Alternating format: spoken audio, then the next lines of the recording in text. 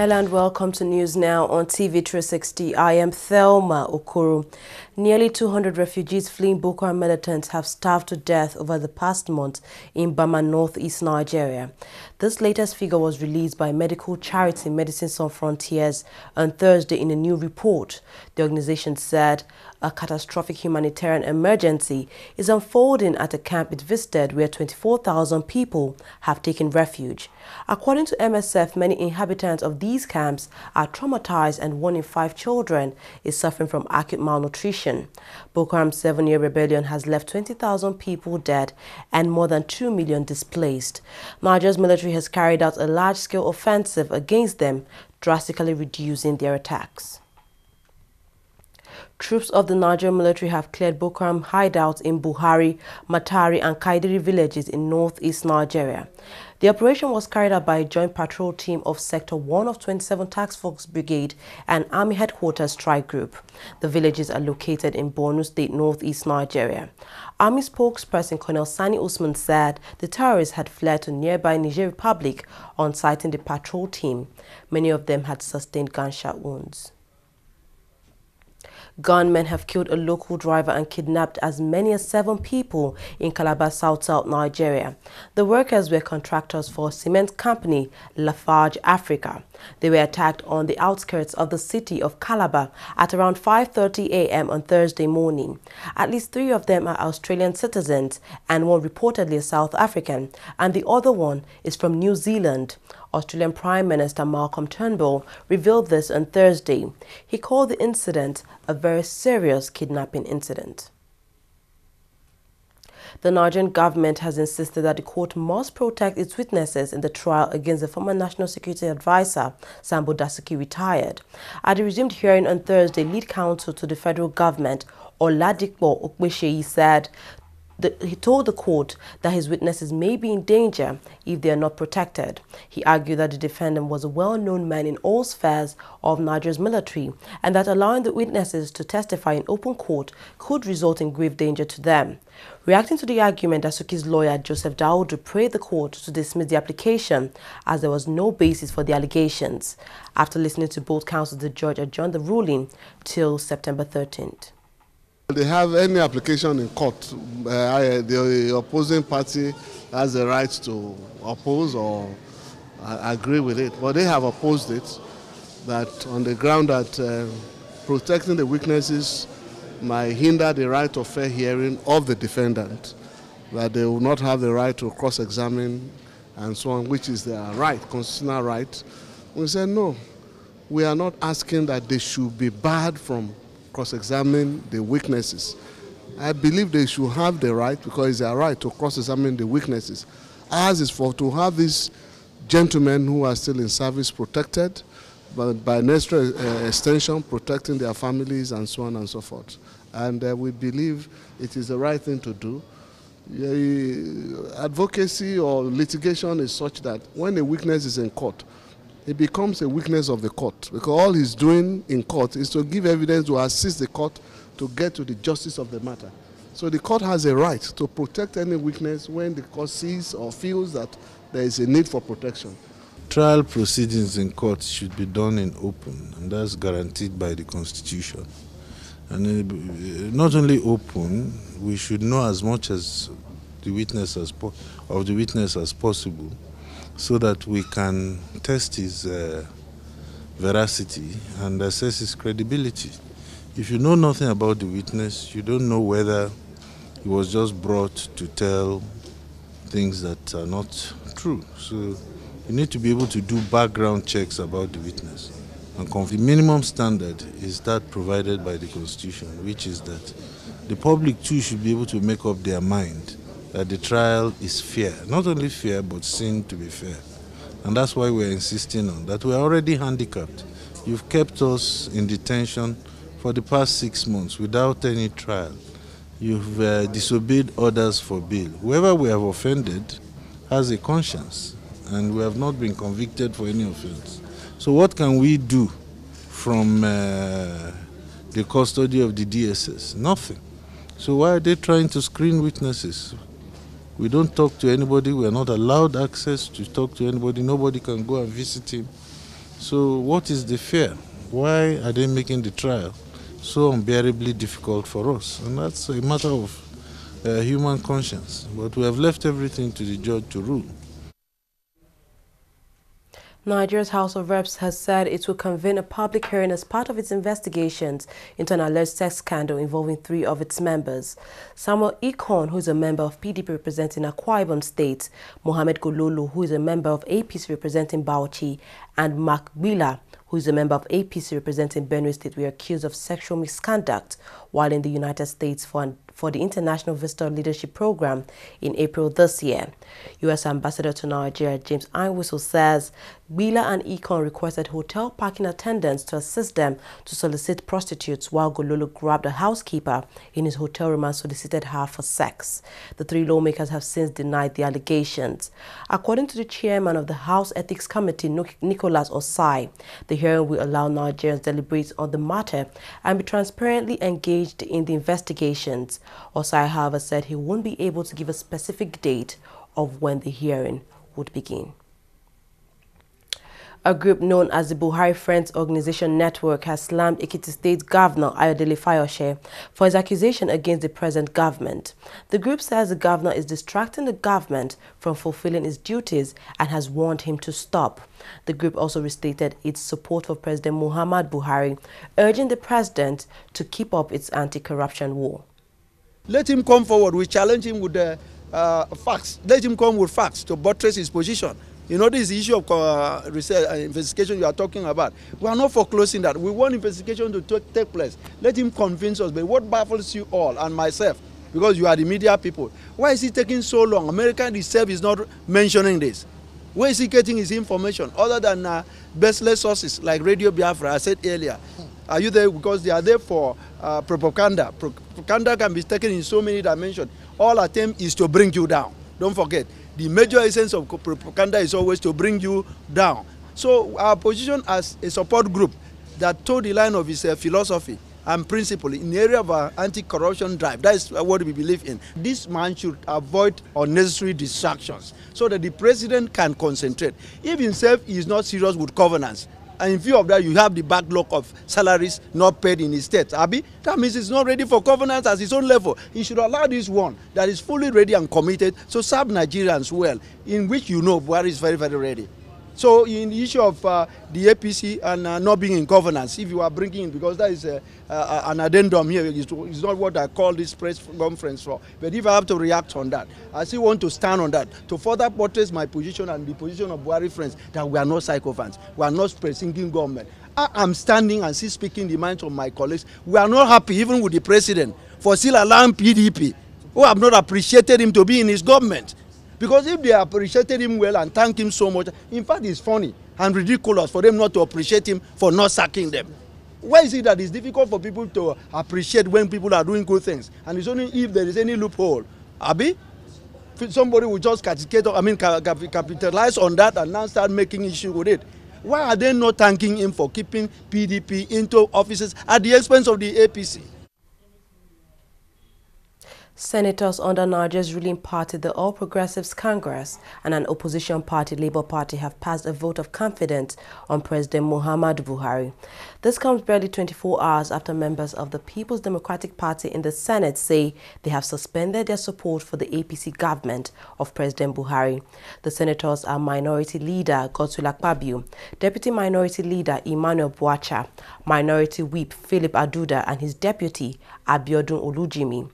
They blamed his administration's belligerent attitude towards PDP members as a reason for withdrawing their support.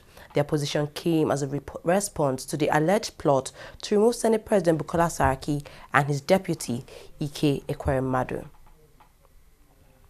The Department of State Services (DSS) has arrested a former Chief of Army Staff, Lieutenant General Azubike Ihejirika, who is retired. The former Army Chief was detained at his home in Abuja, the nation's capital. Reports say his arrest was also connected to the ongoing $2.1 billion arms purchase probe involving former National Security Advisor Colonel Sambo Dasuki, who is retired. The Federal Accounts Allocation Committee has distributed a total sum of 305.12 billion naira to the 3 tiers of government for the month of May. Nigeria's Minister of Finance, Kemi Adeosun, said the amount allocated in May was higher than the 281.5 billion naira shared in April. She attributed the increase in allocation to a slight improvement in non-oil revenues. She put the balance in the excess crude account of the country at $2.26 billion. The Acting Inspector General of Police, Ibrahim Idris, has said the force would review the deployment of special units personnel to individuals and private companies. Idris was speaking at the handing over ceremony between him and the former police head, Solomon Arase, in Abuja, the nation's capital. He said that the units were established to tackle serious security challenges in the country, such as riots and terrorism. Idris said the deployment of the personnel would be focused on the locations where there were challenges. The Manufacturers Association of Nigeria MEN is challenging the Nigerian government on the need to create an improved business environment to boost the country's economy. At a mandatory environmental seminar in Lagos State, Southwest Nigeria, the group urged member companies to embrace globally accepted environmental standards and the Nigerian environmental laws. Our business correspondent, Abiola Ismail, has more on that story. A conducive business environment with appropriate but functioning regulatory framework will no doubt drive in more investors and create jobs. But in an environment where unimaginable demands by regulatory agencies on companies, coupled with stringent imposition of fines for failure to comply, all these are making the cost of doing business in Nigeria a huge task. To address this task, the manufacturers and various government agencies converged on Lagos, where the theme, constructive engagement of the Nigerian manufacturers towards sustainable, clean and safe environment, was discussed. The Lagos State Commissioner for Environment, Babatunde Adejare, implored the manufacturers to keep the Nigerian business environment safe by abiding with the global standards. The commissioner, who was represented by the Director of Environmental Services, Dr. Iyabo Phillips, noted that no business-minded person will be lured to come to a harsh business environment if the locals are not keeping to the rules. If we don't protect the environment now, the children born and yet to be unborn, there will be no future for them. So that is his advice for you all. On his part, the first vice chairman of MAN, Apapa branch, Joe Onyebu, was not happy with different regulatory functions of the government which are not business-friendly. He sought for a way towards a progressive but non-oppressive disposition in managing environmental compliance issues with the manufacturing sector. Because of the number of manufacturers in Lagos State, yes, we may say that the level is increasing. But if you go to China, where we are copying this, the volume of pollution that is going on is so heavy. But the issue here is that government should be very, very proactive in helping in planting trees to be able to absorb these pollutants. Otherwise, you don't expect the manufacturers to be. Let us see a situation where the government is in forefront, and then we will key into it. The manufacturers also lamented the cost of doing business in the country and sought for harmonization of regulatory functions of various government agencies so as to reducing the cost of compliances. Abiola Ismail, TV360. We'll take a quick break. When we come back, we'll look at business and other stories. Don't go away.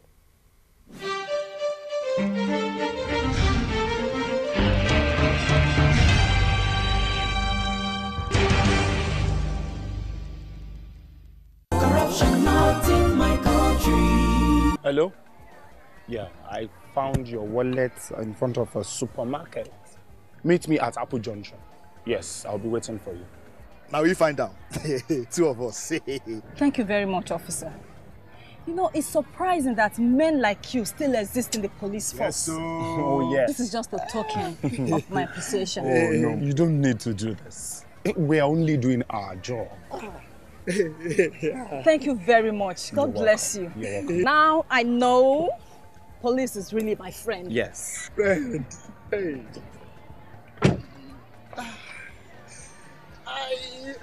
Which came out with this one? I don't understand. You know your problem. You are greedy. I'm a policeman who is doing his job. all forms of corruption in the force.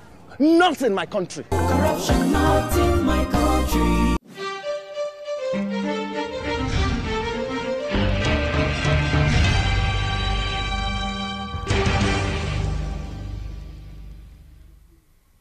Welcome back. You are watching TV360 News now.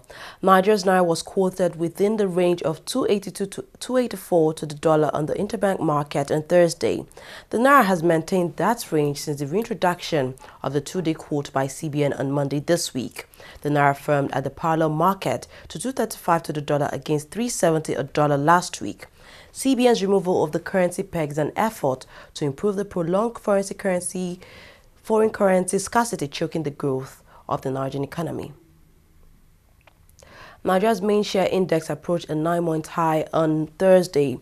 This came after it rose for a third straight day as investors poured cash into banking and consumer goods stocks. The stock market, which has the second highest, climbed to 2.9% to 30,909 points, a level last seen on October 2nd. Stocks are up 5.2% so far this year, wiping out earlier losses since the CBN floated the Naira this week and eased trading restrictions on the currency that caused foreign investors to flee the country. Oil prices edged higher on Thursday, shrugging off a smaller than expected draw on U.S. crude stocks. Brent crude was trading up 31 cents at $50.19 per barrel, while U.S. crude stood at $49.39 per barrel. Saudi Arabia's energy minister told state-owned television that the oil market was returning to balance. He added that prices had risen in response to supply and demand edging closer to stability. Voting is underway in a historic referendum on whether the UK should remain a member of the European Union or leave. Over 47 million people are entitled to take part in that vote. It will be the third nationwide referendum in UK history and comes after a 4-month battle for votes between the Leave and Remain campaigns.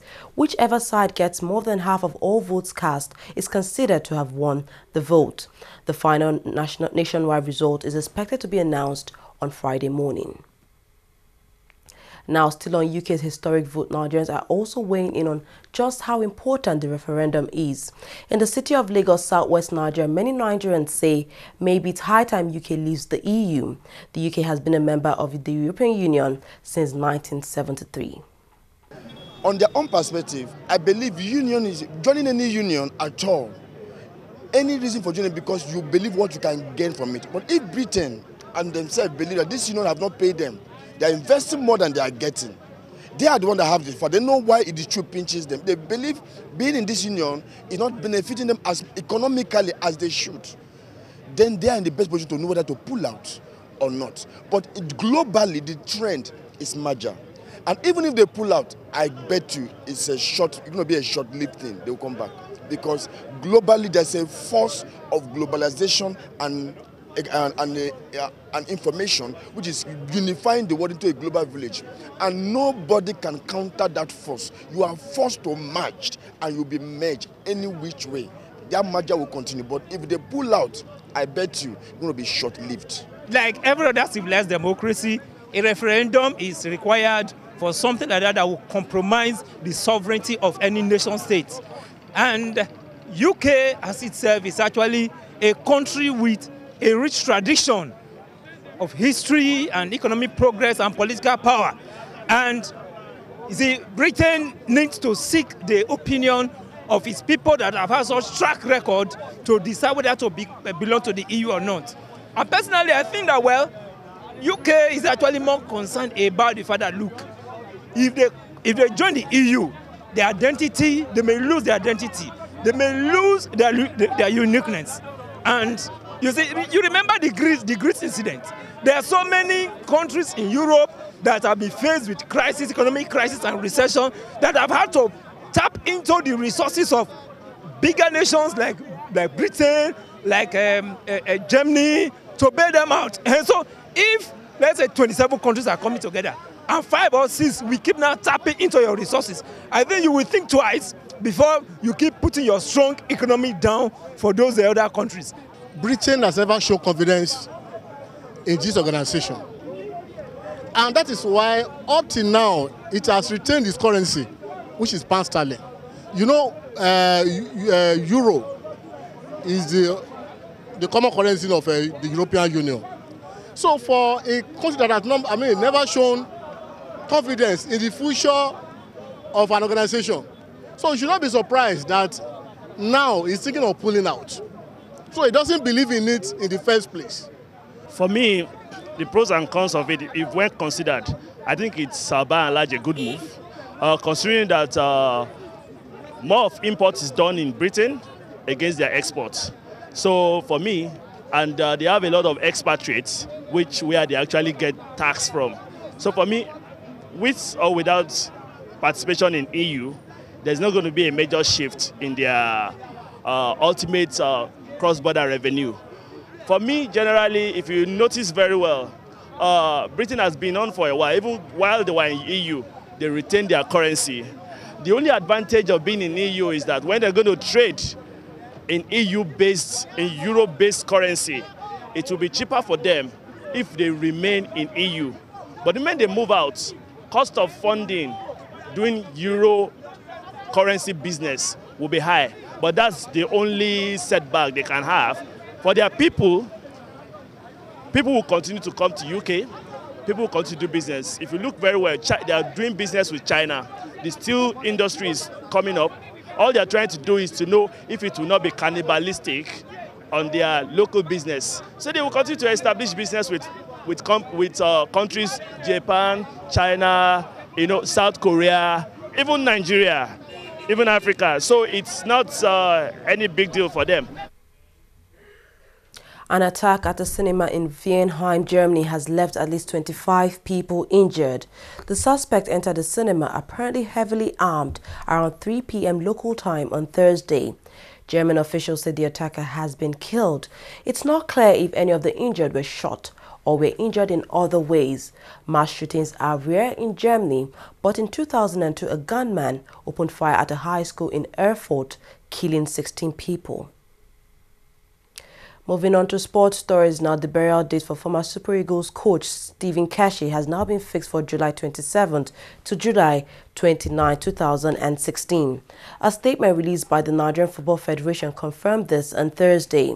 The remains of the former Super Eagles boss will be laid to rest in his hometown in Delta State. Keshi died of a suspected cardiac arrest on June 8 in Benin City, Edo State, south of Nigeria.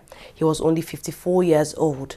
Popularly called the Big Boss, Keshi is the only Nigerian coach to have won the African Cup of Nations. World Football Governing Body FIFA has reversed its decision to use a special ranking format to seed African teams for the 2018 World Cup qualifiers. FIFA had agreed to use a special ranking to seed African teams, but in a press release on Wednesday night, the governing body reversed the decision. The Eagles, who are currently ranked 61st in the world and 12th in Africa, are still in Pot 2 and may be drawn alongside either Cote d'Ivoire, Tunisia, Ghana or Senegal, who are all placed in Pot 1. The draw for the final group stage will be held in Cairo on June 24th. Kenya's President Uhuru Kenyatta on Thursday signed an anti-doping amendment bill into law. This comes after the World Anti-Doping Agency, WADA, said Kenya needs to further change some of its doping laws to be declared compliant with WADA codes. The International Olympic Committee's President Thomas Bach says competitors from Russia and Kenya would have to be screened individually before being allowed to participate in the Games in Rio, Brazil, due to their country's recent history of doping. Well, that's all we have on News Now. Thank you very much for watching. I am Thelma Okoro.